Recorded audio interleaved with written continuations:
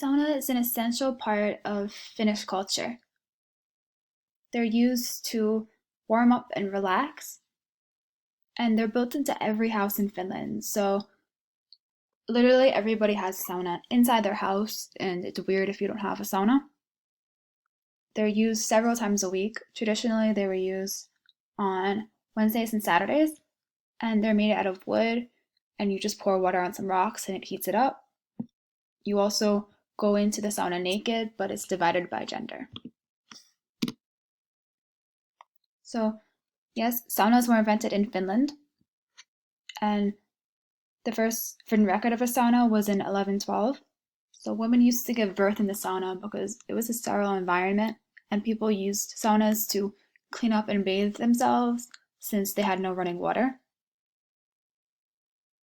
And the sauna is a social activity. You can go with your family, your friends, or even your coworkers.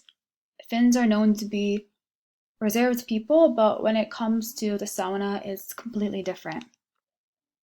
And saunas are used year-round.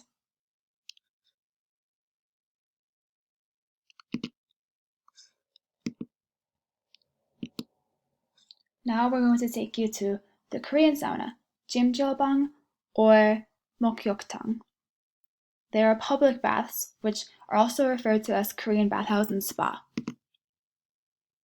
This Korean sauna is really popular, especially on the weekends in Korea, with family and people of all ages.